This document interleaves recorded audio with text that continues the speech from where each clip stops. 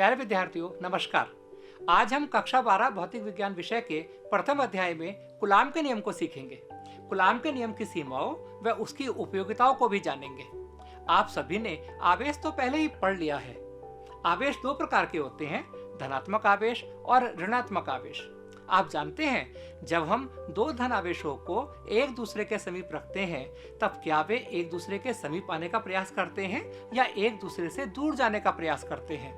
आप बिल्कुल ठीक समझे। दोनों धन आवेश एक दूसरे से दूर जाने का ही प्रयास करते हैं।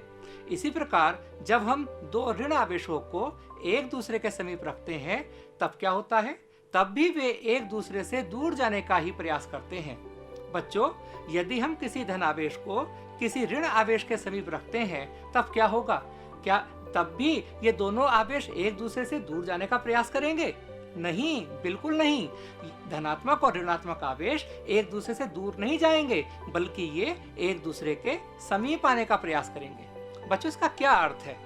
इसका सीधा सा अर्थ है, विद्युत आवेशों के बीच एक बल कार्य करता है और इस बल के कारण ही आवेश एक दूसरे के समीप आने या दूर जाने का प्रयास करते हैं और इस बल को हम कहते हैं विद्युत बल। समान प्रकृति वाले विद्युत आवेश के बीच प्रतिकर्षण बल लगता है, जबकि विपरीत प्रकृति वाले विद्युत आवेशों के बीच हमेशा आकर्षण बल लगता है। अर्थात धनात्मक और धनात्मक के बीच प्रतिकर्षण बल, धनात्मक और ऋणात्मक के बीच आकर्षण बल। अब आपके मन में बहुत से क्वेश्चन आ रहे होंगे ना? आपके मन में आ रहा होगा कि यदि हम विद्युत आवेशों के परिमाणों को बदल दें या उनके बीच की दूरी को कम कर दें या ज्यादा कर दें या आवेशों के बीच के माध्यम को ही हम बदल दें, तब उन आवेशों के बीच लगने वाले विद्युत बल पर क्या प्रभाव पड़ेगा? इन सभी क्वेश्चन के आंसर हमें फ्रांसीसी वैज्ञानिक कूलाम ने दिए। कूलाम ने दो स्थिर बिंदु आवेशों के बीच लगने वाले बल के लिए एक नियम दिया, जिसको कूलाम का नियम कहा गया। कूलाम ने क्या बताया? कूलाम के नियम के अनुसार किन्हीं दो स्थिर बिंदु आवेशों के बीच कार्य करने वाला आकर्षण या प्रतिकर्षण बल दोनों आवेशों के परिमाणों के गुणनफल के समानुपाती और उनके बीच की दूरी के वर्ग के व्युत्क्रमानुपाती होता है। साथ ही साथ इस बल की दिशा क्या होती है? इस कूलाम बल की दिशा दोनों आवेशों को मिलाने वाली रेखा के अनुदिश होती है। अब मान लीजिए दो बिंदु आवेश हैं, एक Q1 एक Q2, और वो दोनों बिंदु आवेश एक दूसरे से r दूरी पर स्थित हैं। तब कूलाम के अनुसार उनके बीच लगने वाले विद्युत बल को हम लिख सकते हैं। गणितीय रूप में हम कैसे लिख सकते हैं? F समानुपाती Q1 Q2, F व्युत्क्रमानुपाती R square. F समानुपाती Q1 Q2 से क्या स्पष्ट होता है? F समानुपाती Q1 Q2 से स्पष्ट होता है कि यदि हम Q1 का मान बढ़ा दें या Q2 का या दोनों के मान को हम बढ़ा दें, तब उनके बीच लगने वाले विद्युत बल का मान भी बढ़ जाएगा, और यदि हम आवेशों के मान को कम कर दें तब उनके बीच लगने वाला विद्युत बल भी कम हो जाएगा।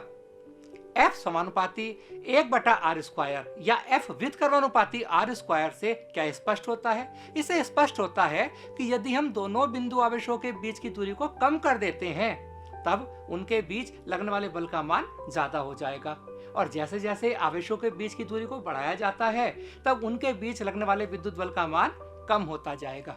अब इन दोनों समीकरणों को हम एक जगह मिला देते हैं, तब यह समीकरण बन जाती है F समानुपाती Q1 Q2 बटा R स्क्वायर। आपको पता है, हम समानुपाती के स्थान पर एक नियतांक लगा सकते हैं। अब हम इस समीकरण को लिख सकते हैं, F बराबर K Q1 Q2 upon R square. हम सुविधा के लिए K को 1/4 पाई एप्सिलॉन नॉट लिख सकते हैं। अतः निर्वात में दो बिंदु आवेशों के बीच लगने वाला विद्युत बल अब हो जाएगा F बराबर 1/4 pi epsilon not Q1 Q2 upon R square. Epsilon not को निर्वात की वैद्युशीलता कहते हैं। इसका मान 8.86 गुणा 10⁻12 कूलाम स्क्वायर प्रति न्यूटन मीटर स्क्वायर होता है, जबकि 1/4 पाई एप्सिलॉन नॉट का मान 9 गुणा 10⁹ न्यूटन मीटर स्क्वायर प्रति कूलाम स्क्वायर के बराबर होता है। अब आपके मन में विचार आ रहा होगा, एक नया शब्द हमने सुना, वैद्युशीलता। वैद्युशीलता किसे कहते हैं? आपको पता है? आप सहनशीलता किसे कहते हैं? आइए मैं करके बताता हूँ। मैं अपना पेन लेता हूँ और मैं अपने पेन की निब को आपको चुभाता हूँ। या मैं चलो अपने ही हाथ पर चुभा लेता हूँ। मैं अपने हाथ पर पेन की निब को चुभाता हूँ और उसके दबाव को धीरे धीरे बढ़ाता हूँ। एक स्थिति ऐसी आ जाएगी ना, मैं कहूँगा या आप कहेंगे, रहने दीजिए सर, और अधिक सहन नहीं हो रहा है। बस यही तो सहनशीलता है। आपका शरीर निब के चुभने का विरोध कर रहा था, एक सीमा तक ही सहन कर पाया, और उस विरोध की माप को ही हम सहनशीलता कहते हैं। ठीक इसी प्रकार जब हम किसी पदार्थ के भीतर वैद्युत क्षेत्र उत्पन्न करते हैं, तब वह पदार्थ भी अपने अंदर वैद्युत क्षेत्र के उत्पन्न होने का विरोध करता है। वह पदार्थ जिस सीमा तक उस वैद्युत क्षेत्र के उत्पन्न होने का विरोध करता है, उस विरोध की माप को ही, उस पदार्थ की वैद्युतशीलता कहते हैं। और वैद्युतशीलता को हम एप्सिलॉन नॉट से व्यक्त करते हैं, है ना। यदि आवेशों के बीच वायु या निर्वात के अतिरिक्त कोई हम अन्य पदार्थ रख दें, कोई अन्य परावैद्युत पदार्थ रख दें, जैसे कांच, जल, मोम, कागज, अभ्रक आदि, तब आवेशों के बीच लगने वाला वैद्युत बल का फॉर्मूला होता है F बराबर 1/4 pi epsilon not K Q1 Q2 upon R square. आवेशों के बीच के K को आवेशों के बीच के माध्यम का हम परावैद्युतांक कह सकते हैं या आपेक्षिक वैद्युतशीलता कहा जाता है। वायु या निर्वात के लिए माध्यम के परावैद्युतांक का मान 1 होता है। वायु या निर्वात के लिए परावैद्युतांक का मान क्या होता है? 1। जबकि अन्य सभी माध्यमों के लिए K का मान 1 से अधिक होता है। धातुओं के लिए K का मान अनंत होता है। आइए अब हम फैट सिमुलेशन के माध्यम से कूलाम्ब के नियम को दोहराते हैं। आप देख रहे हैं कि चित्र में -10 माइक्रोकूलाम्ब और +10 माइक्रोकूलाम्ब के दो बिंदु आवेश हैं, और वो दोनों बिंदु आवेश एक दूसरे से 10 सेंटीमीटर की दूरी पर स्थित हैं। वो दोनों आवेश एक दूसरे पर 89.876 न्यूटन का आकर्षण बल लगा रहे हैं। आप ध्यान से देखिएगा, जितना इस सिस्टम में लगने वाले विद्युत बल के परिमाण को एरो से भी दर्शाया गया है और विद्युत बल के परिमाण को अंकित भी किया गया है। आप स्पष्ट रूप से देख रहे होंगे कि जितना बल -10 माइक्रोकूलाम्ब का बिंदु आवेश +10 माइक्रोकूलाम्ब पर लगा रहा है, ठीक उतना ही वैद्युत बल 10 माइक्रोकूलाम्ब का बिंदु आवेश -10 माइक्रोकूलाम्ब पर लगा रहा है। यानी कि कूलाम्ब के नियम में जितना बल Q1 Q2 पर लगाता है, उतना ही बल Q2 Q1 पर लगा रहा है। आप देख रहे हैं ना, एरो की लंबाई क्या हो रही है? बढ़ रही है। और जब हम इन आवेशों के बीच की दूरी को अधिक करते हैं, तब उनके बीच लगने वाले विद्युत बल का मान कम होता जाता है। आप देखेंगे कि जब हम बिंदु आवेशों के मान को कम करते हैं, तब उनके बीच लगने वाला वैद्युत बल भी कम होता है, और आवेशों के मान को जैसे ही हम अधिक करते हैं, उनके बीच लगने वाले आकर्षण मान भी अधिक हो जाता है। आप सभी ध्यान से देखिए, यदि हम इन आवेशों की जगह विजातीय आवेशों की जगह सजातीय आवेश कर देते हैं, तब उनके बीच प्रतिकर्षण बल लगने लगता है। आप बहुत सरलता से यह प्रयोग कर सकते हैं। सिमुलेशन को देखना आपको बहुत अच्छा लगा होगा। आप इस सिमुलेशन को ऑनलाइन करके भी सीख सकते हैं। आपको जरूर मजा आया ना?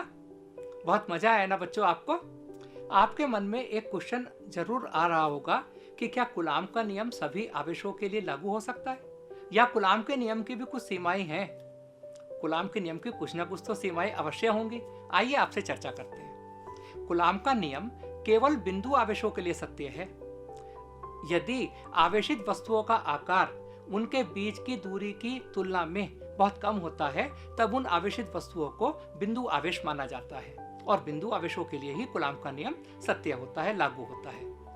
कूलाम्ब का नियम नाभिकीय दूरियों अर्थात 10⁻⁻15 मीटर से अधिक की दूरियों के लिए ही लागू होता है। इसका क्या कारण है? इसका कारण है कि 10⁻15 मीटर से कम दूरियों पर नाभिकीय आकर्षण बल प्रभावी हो जाता है। नाभिकीय बल कूलाम्ब बल से तो बहुत अधिक प्रबल होता है। आप जानते ही हैं कि नाभिकीय बल तो सबसे ज्यादा स्ट्रॉन्ग फोर्स है। कूलाम्ब बल की जो परास होती है वो 10⁻10 मीटर से अनंत तक होती है।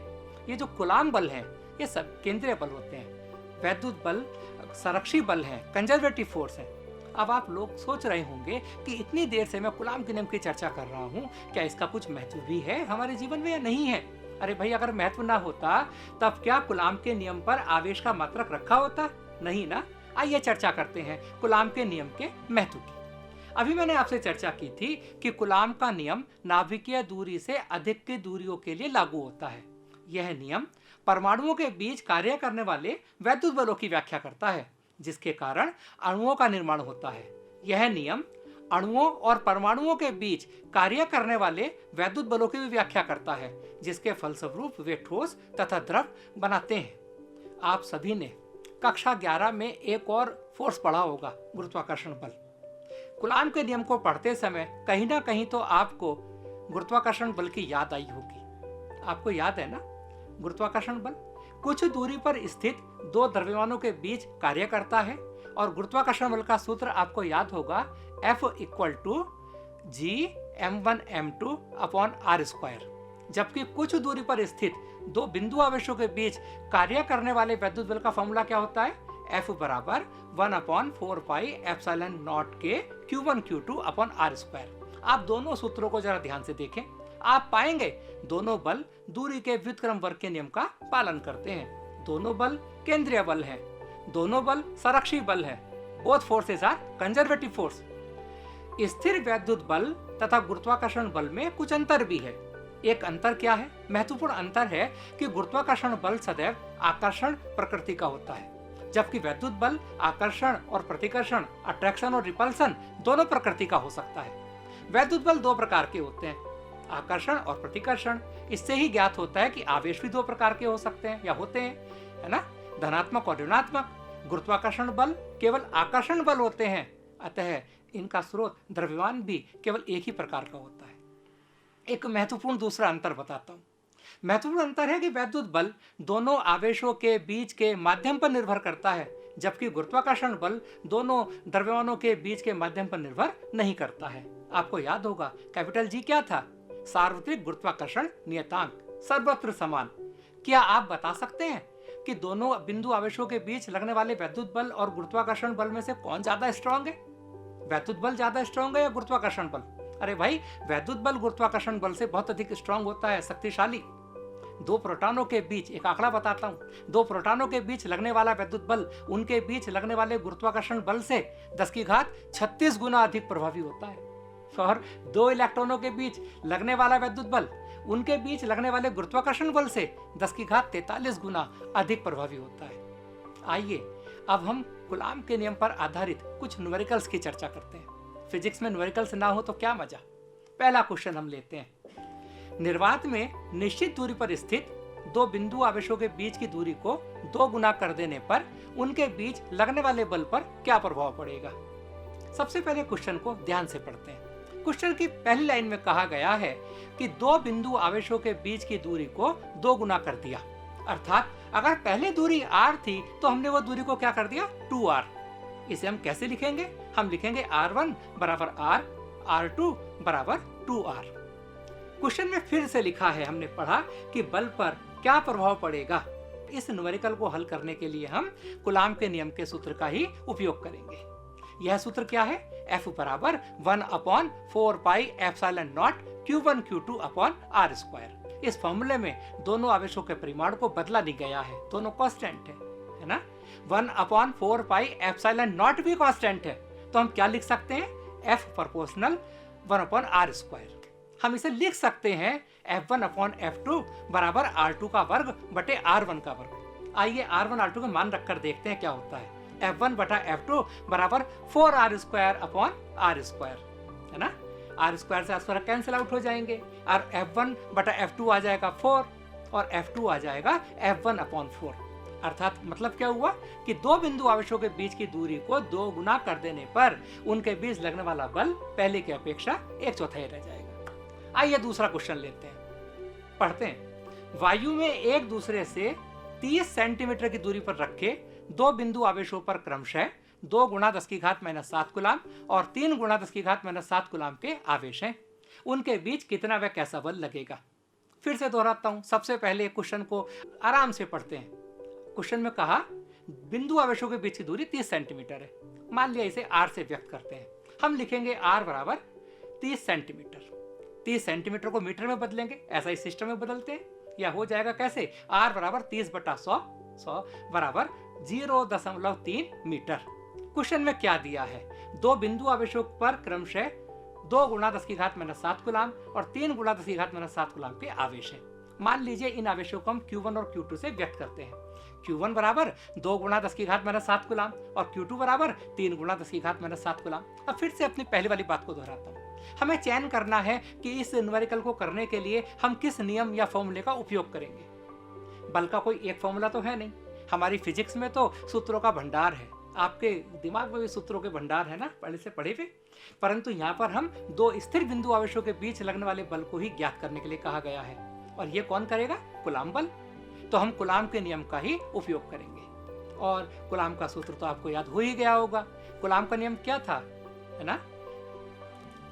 कूलाम के नियम के अनुसार निर्वात में दो स्थिर बिंदु आवेशों के बीच लगने वाला बल होता है F बराबर 1/4 pi epsilon not Q1 Q2 upon R square. 1/4 pi epsilon not का मान 9 गुणा 10 की घात 9 के बराबर होता है। आप इस फॉर्मूला में 1/4 पाई एप्सिलॉन नॉट Q1 और Q2 के मान रख दीजिए। मान रखकर हल कीजिए।